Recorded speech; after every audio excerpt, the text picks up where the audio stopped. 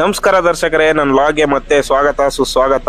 ನಮ್ಮೂರಿಂದ ಹಿಡಿದು 50 ಕಿಲೋಮೀಟರ್ಸ್ ಇದೆ ಆ ಪ್ಲೇಸು. ಅಲ್ಲಿಗೆ ನಿಮ್ಮನ್ನ ಕರ್ಕೊಂಡು ಹೋಗ್ತೀನಿ, ಬನ್ನಿ. ಈ ಸೈಕಲ್ ಬಂದ್ಬಿಟ್ಟು ನನಗೆ 8ನೇ ಕ್ಲಾಸ್ ಅಲ್ಲಿ ಕೊಟ್ಟಿರುವಂತ ಗೌರ್ಮೆಂಟ್ ಸೈಕಲ್ಲು. ಇದರಿಂದಾನೇ ಇವತ್ತು 100 ಕಿಲೋಮೀಟರ್ ಸೈಕ್ಲಿಂಗ್ ಮಾಡ್ತಾ ಇದ್ದೀನಿ. ನೋಡಿ, ಈ ಸೈಕಲ್ಲಿಂದನೇ ಈಗ ಪಾವಗಡದಲ್ಲಿರುವ ಸೋಲಾರ್ ಪಾರ್ಕ್ಗೆ ಹೋಗ್ತಾ ಇದ್ದೀನಿ. 50 ಕಿಲೋಮೀಟರ್ ಇದೆ ರಂಗಸಮುದ್ರದಿಂದ ಹಿಡಿದು ಅಲ್ಲಿಗೆ. ಈಗ ನಮ್ಮ ಗೌರ್ಮೆಂಟ್ ಸೈಕಲಲ್ಲೇ ಹೋಗೋಣ ಬನ್ನಿ, ತುಂಬ ಚೆನ್ನಾಗಿರುತ್ತೆ. ಹೋಗೋಣ ಬನ್ನಿ.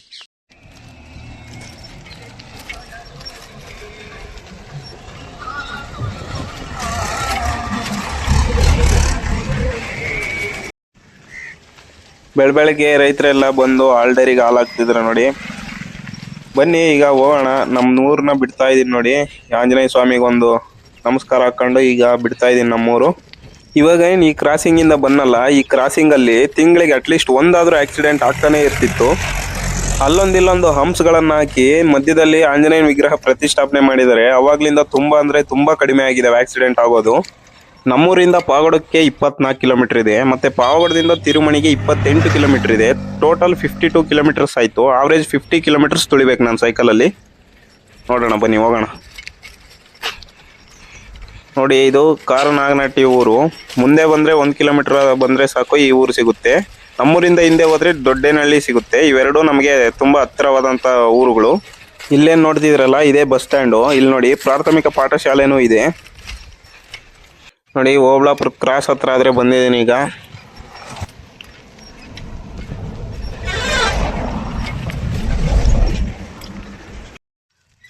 ಅರ್ಧ ಗಂಟೆಯಿಂದ ಸೈಕಲ್ ತೊಳ್ಕೊಂಡು ಬಂದು ಈಗ ಬೆಳ್ಳಿ ಬಟ್ಲಿಗಾದ್ರೆ ಬಂದಿದ್ದೀನಿ ನೋಡಿ.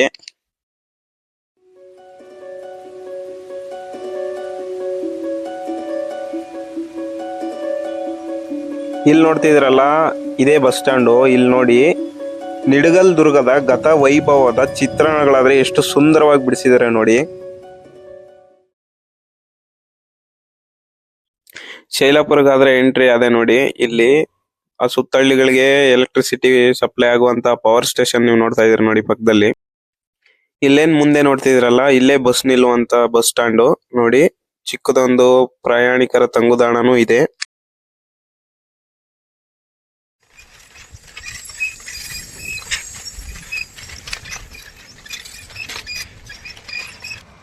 ಪಾವಗಡ ಇನ್ನು 15 ಕಿಲೋಮೀಟರ್ ಇದೆ. ಈಗಾಗಲೇ ಒಂದು 14 ಕಿಲೋಮೀಟರ್ ಬಂದಿದ್ದೀನಿ.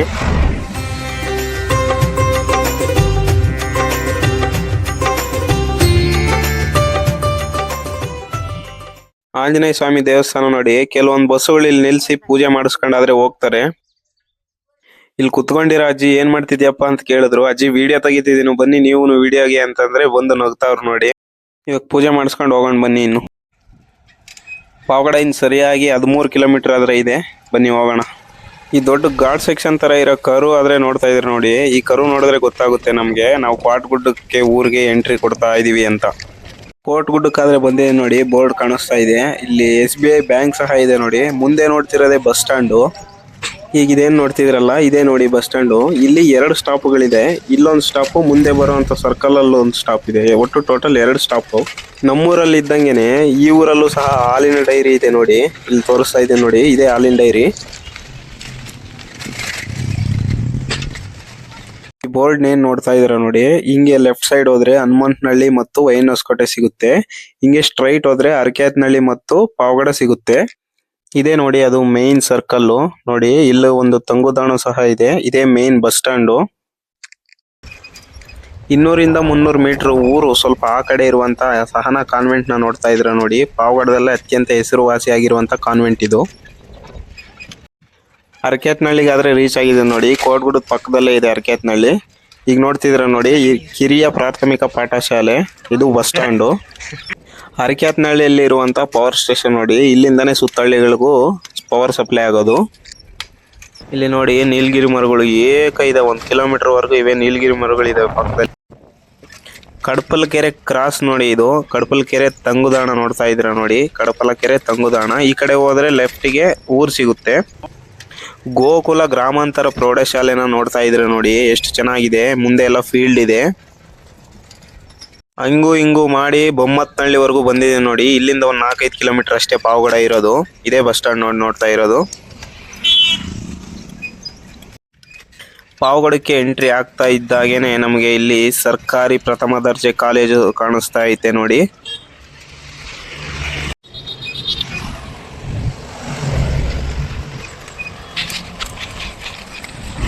ನಮ್ಮೂರಿಂದ ಹಿಡಿದು 24 ಕಿಲೋಮೀಟರ್ ಇರುವ ಪಾವಗಡಕ್ಕಾದ್ರೆ ಬಂದು ಸೇರ್ಕೊಂಡಿದ್ದೀನಿ ನೋಡಿ. 28 ಕಿಲೋಮೀಟರ್ ಹೋಗ್ಬೇಕು ಇನ್ನು ತಿರುಮಣಿಗೆ.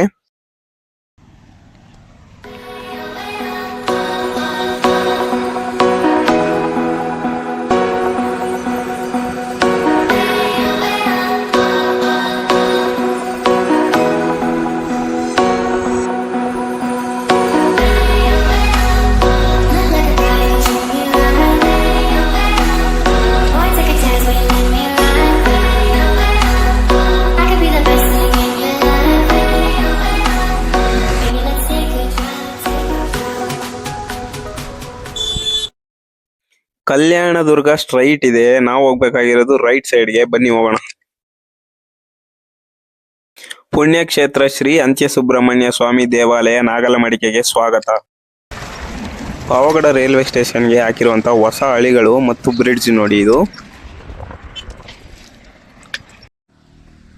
ನಾಗಲಮಡಿಕೆ ಅರ್ಧ ದಾರಿಗಾದ್ರೆ ಬಂದಿದೆ ನೋಡಿ. ರೈಟ್ ಹೋದ್ರೆ ತಿಮ್ಮಾಪುರ, ಸ್ಟ್ರೈಟ್ ಹೋದ್ರೆ ನಾಗಲಮಡಿಕೆ ಮತ್ತು ತಿರುಮಣಿ ಸಿಗುತ್ತೆ. ಬನ್ನಿ ಹೋಗೋಣ.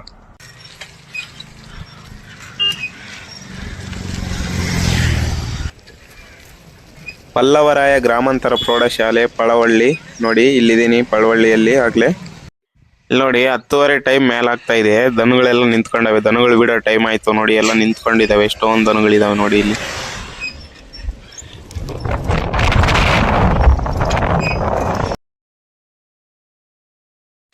ಫೈನಲಿ ಬೋರ್ಡ್ ಕಾಣಿಸ್ತಾ ಇದೆ ನೋಡಿ.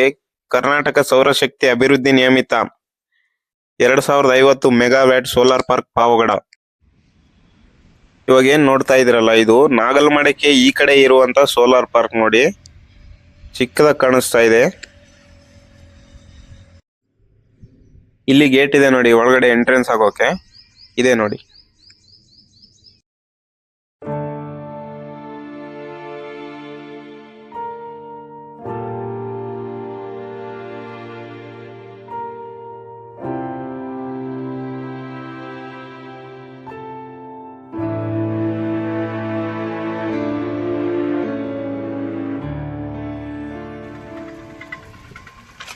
ತುಂಬಾ ಹೊತ್ತು ಸೈಕ್ಲಿಂಗ್ ಮಾಡ್ಕೊಂಡು ಬಂದು ನಾಗಲಮಡಿಕೆ ತಲುಪಿದ್ದೀನಿ ನೋಡಿ.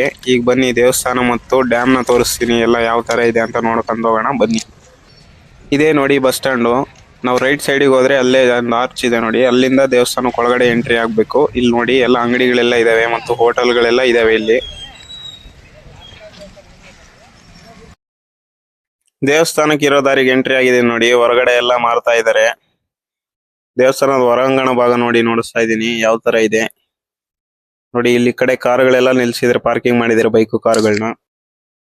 ಇಲ್ಲಿ ಬಂದು ಸೈಕಲ್ನಾದ್ರೆ ನಿಲ್ಲಿಸ್ಕೊಂಡಿದೀನಿ. ಹಿಂದೆ ನೋಡ್ಬೋದು ನೀವು, ಭಕ್ತಾದಿಗಳೆಲ್ಲ ಬಂದು ಪೂಜೆ ಮಾಡ್ತಾ ಇದಾರೆ ಅಲ್ಲಿ. ಗುರುವೇ, ಈ ದೇವಸ್ಥಾನದ ವಿಶೇಷ ಏನಂದ್ರೆ ಮದುವೆ ಆಗದಿರೋರ್ಗೆ, ಮಕ್ಕಳಾಗ್ದಿರೋರ್ಗೆ, ಚರ್ಮ ವ್ಯಾಧಿ ಸಮಸ್ಯೆ, ಕಿವಿ ಸೋರುವಿಕೆ, ಕಣ್ಣಿನ ದೋಷ, ನಾಗದೋಷ, ಈ ಎಲ್ಲಾ ಸಮಸ್ಯೆಗಳಿಗೆ ಈ ದೇವಸ್ಥಾನಕ್ಕೆ ಬಂದು ಪೂಜೆ ಮಾಡುವುದರಿಂದ ಪರಿಹಾರ ಸಿಗುತ್ತೆ ಎನ್ನುವುದು ಇಲ್ಲಿನ ಭಕ್ತಾದಿಗಳ ನಂಬಿಕೆ. ಪುಷ್ಯ ಶುದ್ಧ ಸೃಷ್ಟಿಯಲ್ಲಿ ಬ್ರಹ್ಮರಥೋತ್ಸವ ಮತ್ತು ಜಾತ್ರಾ ಮಹೋತ್ಸವ ನಡೆಯುತ್ತೆ. ಇಲ್ಲಿ ನೋಡಿ ಉಂಡಿಯ ಹಣ ಎಣಿಕೆ ಕಾರ್ಯಕ್ರಮ ನಡೀತಾ ಇದೆ. ಎಲ್ಲ ಕ್ಯಾಮ್ರಾಸ್ ಎಲ್ಲ ಮುಂದೆ ಇಟ್ಕೊಂಡಿದ್ದಾರೆ ನೋಡಿ, ಯಾವ ತರ ಎಣಿಕೆ ಆಗ್ತಾ ಇದೆ ಇಲ್ಲಿ. ನಮ್ಮ ಕರ್ನಾಟಕದಲ್ಲಿ ಸುಬ್ರಹ್ಮಣ್ಯ ಸ್ವಾಮಿಯ ಪ್ರಸಿದ್ಧ ದೇವಸ್ಥಾನಗಳಂದ್ರೆ ಮೊದಲನೆಯದಾಗಿ ಕುಕ್ಕೆ ಸುಬ್ರಹ್ಮಣ್ಯ ಸ್ವಾಮಿ. ಕುಕ್ಕೆ ಸುಬ್ರಹ್ಮಣ್ಯ ಸ್ವಾಮಿನ ಆದಿ ಸುಬ್ರಹ್ಮಣ್ಯ ಸ್ವಾಮಿ ಅಂತಾನೂ ಕರೀತಾರೆ. ಎರಡನೇದು ಬಂದು ಘಾಟಿ ಸುಬ್ರಹ್ಮಣ್ಯ ಸ್ವಾಮಿ. ಘಾಟಿ ಸುಬ್ರಹ್ಮಣ್ಯ ಸ್ವಾಮಿನ ಮಧ್ಯ ಸುಬ್ರಹ್ಮಣ್ಯ ಸ್ವಾಮಿ ಅಂತಾನೂ ಕರೀತಾರೆ. ಮೂರನೇದು ಬಂದ್ಬಿಟ್ಟು ನಮ್ಮ ತುಮಕೂರು ಜಿಲ್ಲೆಯಲ್ಲಿರುವಂತಹ ಪಾವಗಡದ ನಾಗಲಮಡಿಕೆ ಸುಬ್ರಹ್ಮಣ್ಯ ಸ್ವಾಮಿ. ನಾಗಲಮಡಿಕೆ ಸುಬ್ರಹ್ಮಣ್ಯ ಸ್ವಾಮಿನ ಅಂತ್ಯ ಸುಬ್ರಹ್ಮಣ್ಯ ಸ್ವಾಮಿನ ಅಂತಾನೂ ಕರೀತಾರೆ. ನೋಡಿ, ನೀವು ಸಹ ಸ್ವಾಮಿಯ ದರ್ಶನ ಮಾಡ್ಕೊಳ್ಳಿ.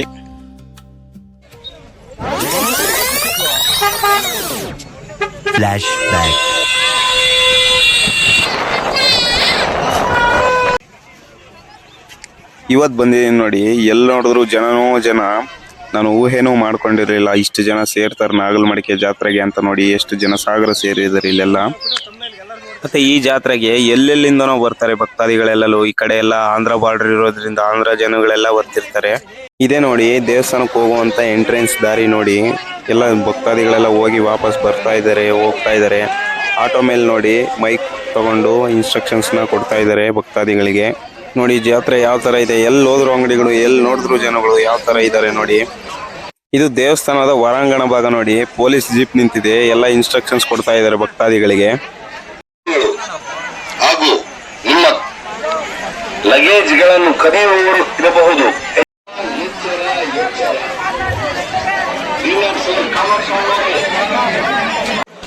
ದೇವಸ್ಥಾನ ಒಳಗಡೆ ಹೋಗೋಕೆ ನೋಡಿ ಯಾವ ತರ ಕ್ಯೂ ಸಿಸ್ಟಮ್ ಮಾಡಿದ್ದಾರೆ, ಎಲ್ಲಿಂದ ಎಲ್ಲಿಗೆ ನಿಂತಿದ್ದಾರೆ ನೋಡಿ. ಈ ಕಡೆ ನಾಗರಕಟ್ಟೆಗೆ ನೋಡಿ ಕಾಯೆಲ್ಲ ಹೊಡಿತಿದ್ದಾರೆ, ಹಾಲೆಲ್ಲ ಒಯ್ತಿದ್ದಾರೆ.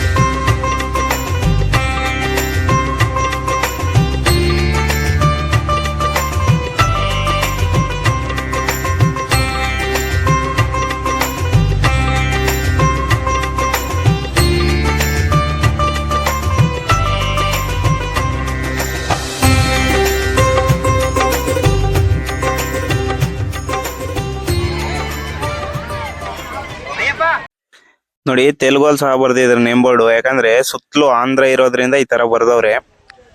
ಈ ಶಿವಾಲಯ ನೋಡಿ ತುಂಬಾ ಹಳೇ ಕಾಲದ ಶಿವನ ದೇವಸ್ಥಾನವಾಗಿದೆ. ಬನ್ನಿ ಒಳಗೆ ಹೋಗಿ ತೋರಿಸ್ತಾ ಹೋಗ್ತೀನಿ. 400-500 ವರ್ಷಗಳ ಹಿಂದೆ ಕಟ್ಟಿಸಿರುವಂತ ದೇವಸ್ಥಾನ ನೋಡಿ. ಇದು ಉತ್ತರ ಪಿನಾಕಿನಿ ನದಿಯ ದಡದಲ್ಲಿ ಕಟ್ಟಿರುವಂತದ್ದು ನೋಡಿ. ನೀವು ಸಹ ದರ್ಶನ ಮಾಡ್ಕೊಳ್ಳಿ.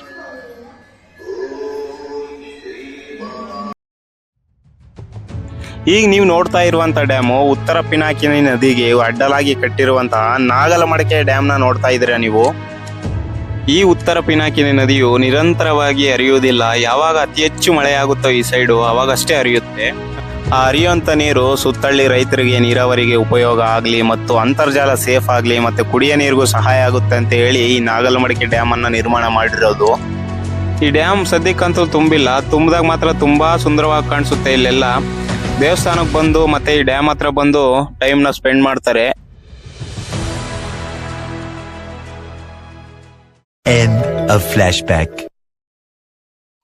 ದೇವ್ರ ದರ್ಶನ ಮಾಡ್ಕೊಂಡು ನೋಡಿ ವಾಪಸ್ ಹೋಗ್ತಾ ಇದೀನಿ ತಿರುಮಣಿ ಕಡೆಗೆ.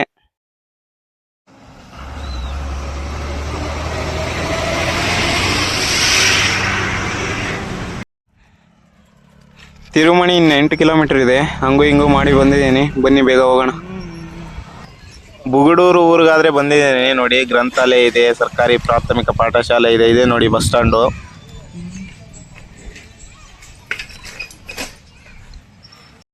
ಎರಬೆಂಚ್ ಗೇಟ್ ಬಂದಿದೆ ನೋಡಿ. ತಿರುಮಣಿ ಇನ್ನೇನು ಸ್ವಲ್ಪ ಕಿಲೋಮೀಟರ್ ಅಷ್ಟೇ ಇದೆ. ಬನ್ನಿ ಹೋಗೋಣ.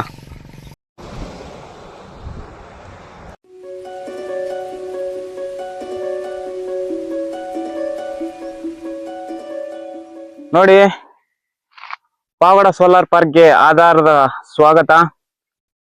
ಬನ್ನಿ ಈಗ ಒಳಗಡೆ ಹೋಗೋಣ. ಯಾವ ತರ ಇದೆ ಒಳಗಡೆ ಸೋಲಾರ್ ಪಾರ್ಕ್ ಅಂತ ಎಲ್ಲ ತೋರಿಸ್ತೀನಿ. ಎಷ್ಟು ಎಕರೆಗಿದೆ, ಯಾವ ತರ ಇದೆ ಅಂತ ಎಲ್ಲ ಮಾಹಿತಿ ನೀಡ್ತೀನಿ. ಬನ್ನಿ ಹೋಗೋಣ.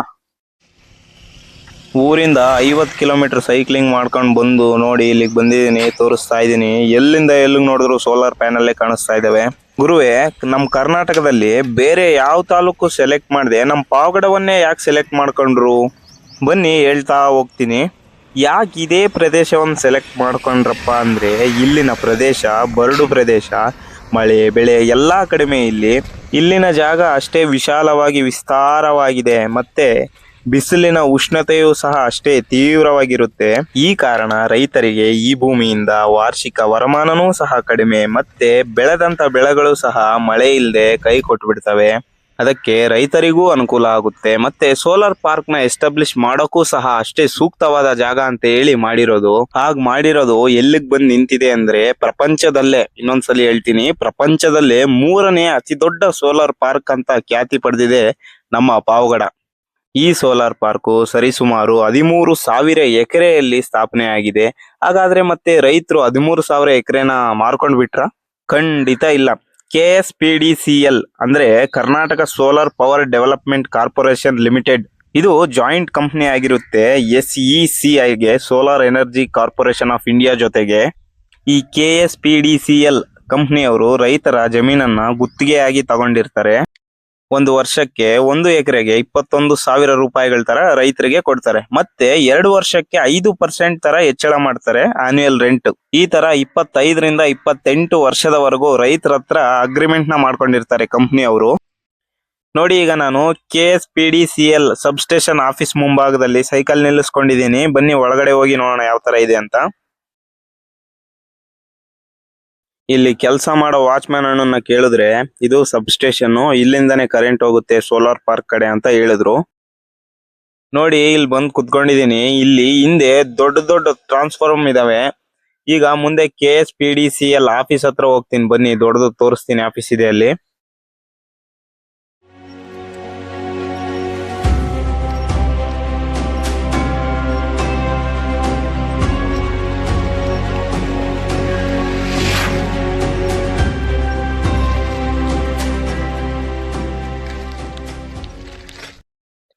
ಗೇಟ್ ಒಳಗಡೆ ಆದ್ರೆ ಬಂದಿದ್ದೀನಿ ನೋಡಿ.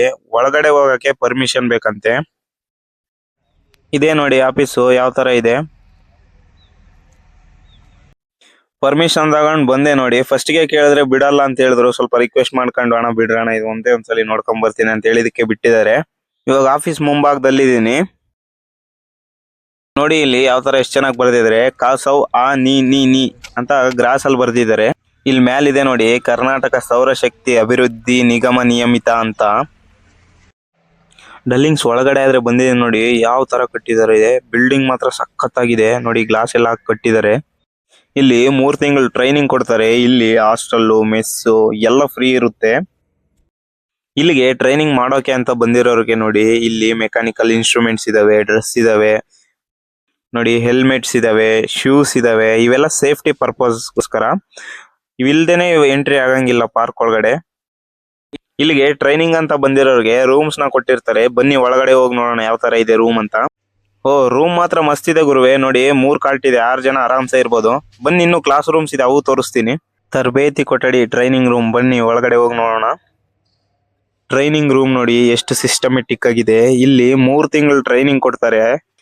ITI ಡಿಪ್ಲೊಮಾ ಮಾಡಿರೋರು ಬಂದು ಟ್ರೈನಿಂಗ್ ನ ತಗೋಬಹುದು. ಇಲ್ಲಿ ಕಂಪ್ಲೀಟ್ ಫ್ರೀ ಆಗಿರುತ್ತೆ ಎಲ್ಲ.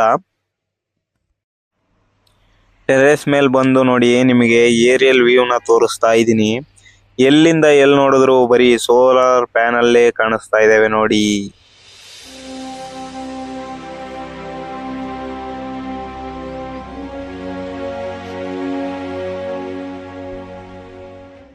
ಫೆನ್ಸ್ ಹಾಕಿರೋ ಹತ್ರ ಬಂದು ವಿಡಿಯೋ ಮಾಡ್ತಾ ಇದೀನಿ ನೋಡಿ. ಒಳಗಡೆ ಯಾರಿಗೂ ಎಂಟ್ರಿ ಇಲ್ಲ, ಅದಕ್ಕೆ ಈ ತರ ಹತ್ತಿರದಿಂದ ತೋರ್ಸೋಣ ಅಂತ ಒಂದು ಪ್ರಯತ್ನ ಮಾಡ್ತಾ ಇದೀನಿ ನೋಡಿ ಯಾವ ತರ ಇದೆ ಹಿಂದೆ ಎಲ್ಲ. ಇಲ್ಲಿ ನೋಡಿ, ಒಂದ್ ಚಾನ್ಸ್ ಸಿಕ್ಕಿದೆ, ನೀರ್ ಕುಡಿಯೋಣ ಅಂತ ಒಳಗಡೆ ಬಂದೆ. ಇಲ್ಲಿ ಎಮ್ಮೆಗಳನ್ನ ಹೋಗೋದ್ ನೋಡಿ ನಾನು, ಅಣ್ಣ ಇವ್ ಹೊಡಿತೀನಿ ತಡೀರಿ ಅಂತ ಹೇಳಿ ಹೋಗ್ತಾ ಇದೀನಿ. ಬನ್ನಿ ನೋಡೋಣ ಯಾವ ತರ ಇದೆ ಮುಂದೆ ಎಲ್ಲ ಅಂತ. ನೋಡಿ, ಇದು ಕರೆಂಟ್ ಕಲೆಕ್ಟಿಂಗ್ ಸ್ಟೇಷನ್ ಇರ್ಬೇಕು ನೋಡಿ ಯಾವ ತರ ಇದೆ. ಬನ್ನಿ ಇನ್ನು ಮುಂದೆ ಹೋಗಿ ತೋರಿಸ್ತೀನಿ ಹತ್ತಿರದಿಂದ ಯಾವ ತರ ಇದೆ ಎಲ್ಲ ಸೋಲಾರ್ ಪ್ಯಾನೆಲ್ಸ್ ಅಂತ. ನಮ್ಮ ಪಾವಗಡದ ಸೋಲಾರ್ ಪಾರ್ಕು 2050 ಮೆಗಾವ್ಯಾಟ್ ನ ಉತ್ಪತ್ತಿ ಮಾಡುತ್ತೆ. ಇದು ಪ್ರಪಂಚದಲ್ಲೇ 3ನೇ ಅತಿ ದೊಡ್ಡ ಸೋಲಾರ್ ಪಾರ್ಕ್ ಆಗಿದೆ. 2ನೇದು ಬಂದ್ಬಿಟ್ಟು ರಾಜಸ್ಥಾನದಲ್ಲಿರುವಂತ ಬಾರ್ಲಾ ಸೋಲಾರ್ ಪಾರ್ಕ್ 2245 ಮೆಗಾವ್ಯಾಟ್ ನ ಉತ್ಪತ್ತಿ ಮಾಡುತ್ತೆ. 1ನೇದು ಬಂದ್ಬಿಟ್ಟು ಟಾಲ್ತಾನ್ ಸೋಲಾರ್ ಪಾರ್ಕ್ ಚೀನಾ ದೇಶದಲ್ಲಿದೆ ಅದು. ಈ ಸೋಲಾರ್ ಪ್ಯಾನಲ್ ಯಾವ ತರ ಎಲೆಕ್ಟ್ರಿಸಿಟಿನ ಜನರೇಟ್ ಮಾಡುತ್ತೆ ಅಂದ್ರೆ, ಇದು ಸನ್ ಹೀಟ್ ಇಂದ ಅಲ್ಲ, ಸನ್ ಲೈಟ್ ಇಂದ ಜನರೇಟ್ ಆಗುತ್ತೆ. ಸೋಲಾರ್ ಪ್ಯಾನಲ್ ಮೇಲೆ ಸಿಲಿಕಾ ಎಂಬ ಸೆಮಿಕಂಡಕ್ಟರ್ ಇರುತ್ತೆ. ಫೋಟಾನ್ಸ್ ಬಂದು ಹಿಟ್ ಮಾಡಿದಾಗ ಅಲ್ಲೊಂದು ಎಲೆಕ್ಟ್ರಿಕ್ ಫೀಲ್ಡ್ ಕ್ರಿಯೇಟ್ ಆಗುತ್ತೆ. ಸಿಂಗಲ್ ಡೈರೆಕ್ಷನ್ ನಲ್ಲಿ ಫ್ಲೋ ಆದಂತ ಎಲೆಕ್ಟ್ರಾನ್ಸ್ ನ ಮೆಟಲ್ ಕಂಡಕ್ಟಿವ್ ಕಲೆಕ್ಟ್ ಮಾಡ್ಕೊಂಡು DC ಕರೆಂಟ್ ಆಗಿ ಮಾಡುತ್ತೆ. ಇನ್ವರ್ಟರ್ ನ ಬಳಸ್ಕೊಂಡು DC ಕರೆಂಟ್ ಇದ್ದಿದ್ದು AC ಕರೆಂಟ್ ಆಗುತ್ತೆ. ಆಮೇಲೆ ಹೋಮ್ ಅಪ್ಲೈನ್ಸಸ್ ಗೆ ಯೂಸ್ ಆಗುತ್ತೆ. ನೋಡಿ ಎಷ್ಟು ಹತ್ರದಿಂದ ರಿಸ್ಕ್ ತಗೊಂಡು ತೋರಿಸ್ತಾ ಇದ್ದೀನಿ. ಇಲ್ಲಿ ರೇಡಿಯೇಷನ್ ಹಂಗೆ ಮುಖಕ್ಕೆ ಹೊಡಿತಾ ಇದೆ ನೋಡಿ.